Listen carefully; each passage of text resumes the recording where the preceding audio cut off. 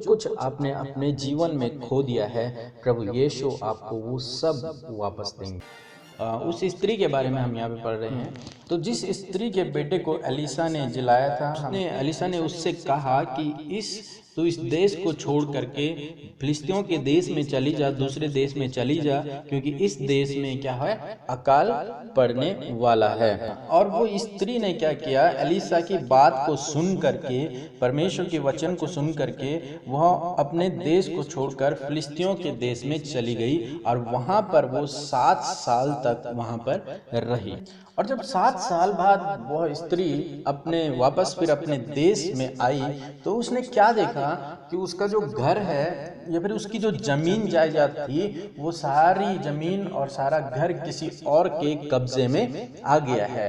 कोई और उस पर शासन कर रहा है, कोई और उसके खेतों पे हल लगा रहा है, कोई और उसके खेतों की कटनी कर रहा है, कोई और उसके खेतों पे बीज बो रहा है, उसके घर पे भी कोई और रह रहा है। अपना सब कुछ क्या कर दिया, खो दिया है। अब उसके पास कुछ भी नहीं है, उसके पास घर नहीं है, उसके पास जमीन नहीं है, उसके पास खेत नहीं है। उसने क्या किया, राजा के पास गई। क्या हुआ कि उसी दिन जो एलिसा का सेवक था गहेजी से राजा ने कहा कि गहेजी, तू मुझे एलिसा के बारे में बता कि एलिसा ने क्या क्या चमत्कार किए थे।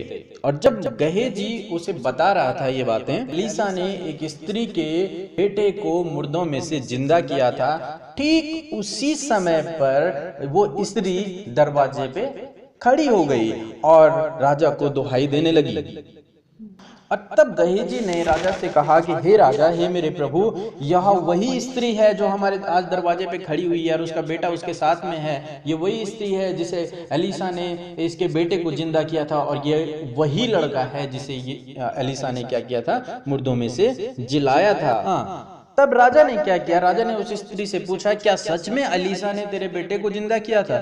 तो स्त्री ने सब कुछ राजा को कह सुनाया कि कैसे कैसे मेरा बेटा मर गया था, कैसे मुझे ये बेटा मिला, कैसे मर गया था, और फिर ये एलिसा ने उसको किस प्रकार से जिंदा कर दिया था। और राजा को ये बात सुनकर बड़ी हैरानी हुई, और वो परमेश्वर की महिमा को करते हुए उसने एक हकीम को कहा कि इस स्त्री के साथ जा और इस स्त्री का जो कुछ भी है, जितने खेत और मकान जो भी इस स्त्री का है, वो इसे लौटा। आप सबको जय मसीह की। परमेश्वर का धन्यवाद।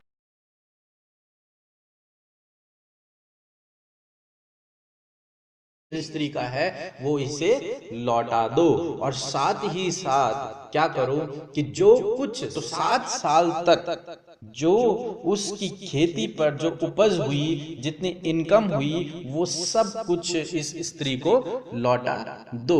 तो यहाँ पे हम लोग देखते हैं कि किस प्रकार से परमेश्वर प्रभु यीशु मसीह ने उस स्त्री ने जो कुछ खो दिया था उसे फिर से वापस लौटा दिया। यही नहीं, वही नहीं लौटाया बल्कि और 7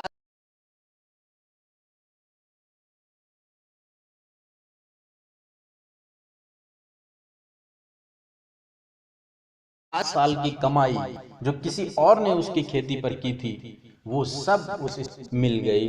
तो हमारा परमेश्वर ऐसा परमेश्वर है, वो कहता है कि आई विल रिस्टोर यू, मैं तुझे रिस्टोर करूंगा। मैं तेरा खोया हुआ जो कुछ तूने अपने जीवन में खो दिया है, वो सब कुछ मैं तुझे वापस लौटा दूंगा। एक समय था जब उस स्त्री के पास घर भी था, जमीन भी थी, और उस स्त्री ने ही एलिसा के लिए एक कमरा भी बनाया था, और उसका पति भी था, उसका लड़का भी था, सब कुछ उसके पास था। लेकिन एक समय उसके जीवन में ऐसा आया कि जब उसने वो सब कुछ खो दिया, यहाँ तक कि उसका पति भी मर जाता है। उसने अपना घर खो दिया था, उसने अपनी जमीन खो दी थी। लेकिन जब वो वापस आए, उसने राजा से कहा, और राजा ने उसे क्या कर दिया, सब कुछ वापस लौटा दिया। बल्कि जो कुछ उसने नहीं बोया, जो कुछ उसने नहीं काटा, जिसके लिए उसने मेहनत नहीं की, 7 साल की वो कमाई भी परमेश्वर ने, यानी कि राजा ने उसे लौटा दी।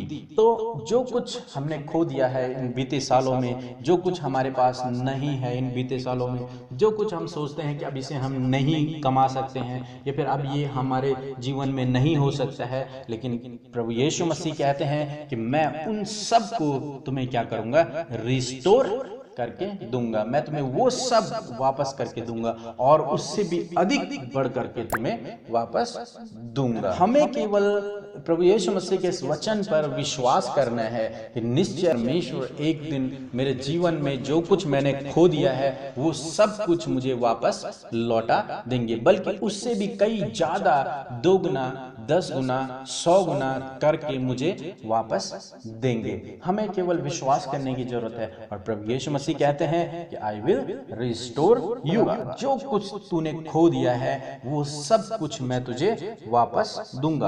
और तब तेरी सिचुएशन जो है, तेरी परिस्थिति जो है पहले से बेटर हो जाएंगी, पहले से बहुत अच्छी हो जाएंगी। यानी कि मतलब प्रभु यीशु मसीह उसे फिर से रिस्टोर करेंगे।